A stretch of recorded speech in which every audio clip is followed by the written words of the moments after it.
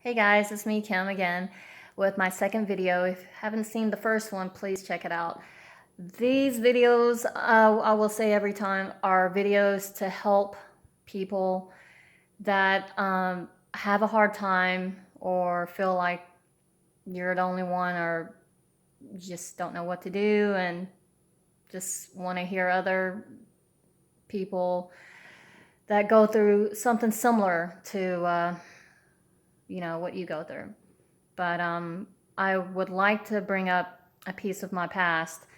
And with that, I have to say that I would be the type of person you would be angered at or pretty much hate because I'm that type of person where I drove reckless after leaving the bar and not caring how I drove or what I hit or think about anybody else but myself. Um, And for that reason, and if I explain my past, and what I'm saying is when you judge someone, you don't know what's going on the other side of the story. You just know that that person is an asshole drunk driver, but then there's something that could be to it. Well, and this is my story. So when I was 16 ish, I was turning 16, and I was a typical teenager, ran away, and it was about 4 months until I came back. But I realized I needed to change my life, and that's what I was trying to do. I didn't have a boyfriend. I went back to school, looked for a job, and was so happy that I had both my parents and my brothers, and I'm this young and not pregnant. And well, one day, that's what I said to myself. I was laying on the sofa and I'm like, man, my life is great. I have both my parents, and life is great. I'm changing my life now. And at this age, literally the next week, my dad started getting sick. And I thought nothing of it because it's my dad, he's Superman. Nothing could happen, nothing would go wrong. As days went and so on, and then he started to have more pain to the point where he couldn't go to work. And that is a big thing for him not to go to work. He was a truck driver and he traveled all over the states and decided to work locally. And he had this pain and we didn't understand. It just got worse and worse. He started screaming, and then to a point where I had to take him to the hospital. So I did. It was at night. He was screaming like I've never heard him scream before, in so much pain. Went to the ER. They took him in, said he had to stay overnight. I decided to skip school just because.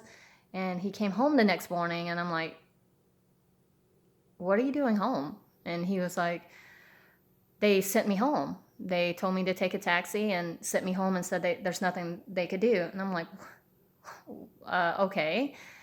We went to a specialist, and one day with the entire family because it was something serious, and they told us he was diagnosed with liver cancer.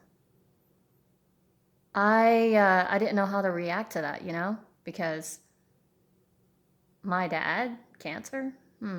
That's just something that he's gonna make it through. They said he could go through chemo or deal with only having less than 2 months to live. And with my mom not speaking English well, and me being the age I was, and my brothers being kids, what to do? I don't know. Anyways, we went home, spoke about it. My dad said, you know what, I'm just going to go to Vietnam and get an herbal remedy and be fixed up and come right back. And I'm like, yeah, that's what it is. I mean, that's what he could do. He doesn't need to do this chemo that's going to put him through more pain. He just go home and fix it and come right back. So the next week he did. We got everything packed and took him to the airport, and everything is just like every day. He's taking a trip home. He'll be back. We said our goodbyes, and you know how the airports are pretty strict right now, but back then in '98 it wasn't. were able to walk him through.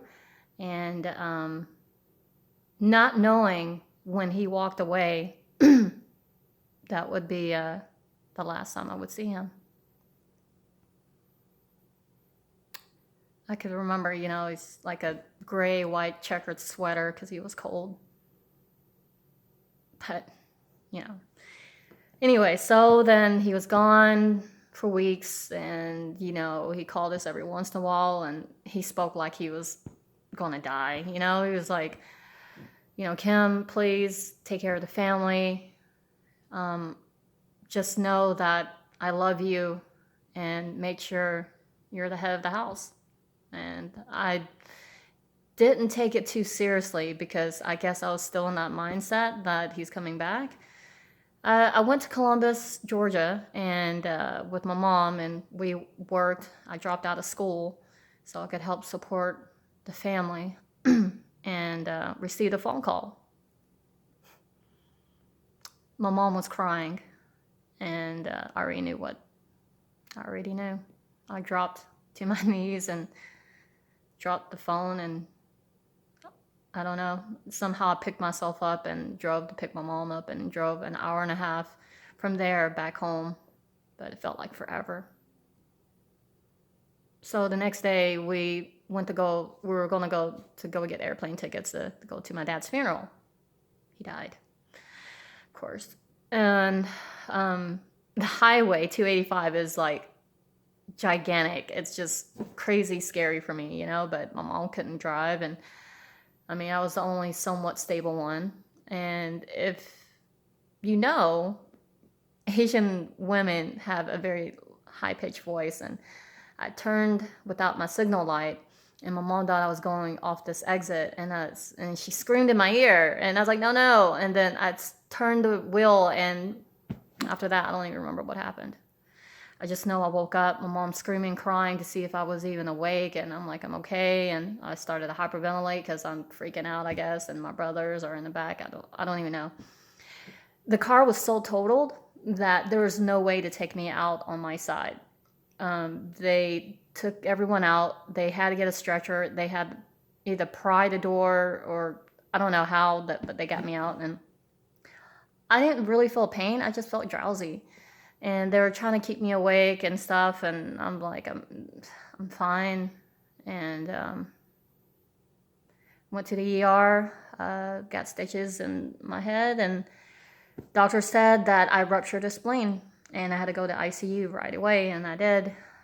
I was hooked up to a bunch of tubes, and for a day, bless my friends, they are so awesome. They were so supportive of me and were there for me, and I truly appreciate it. But they did a couple more tests and said I have to remove my spleen because the fluids are not stopping. And so they did. I was in the hospital for about 2 weeks. 1 week I couldn't walk, and I was really, really depressed.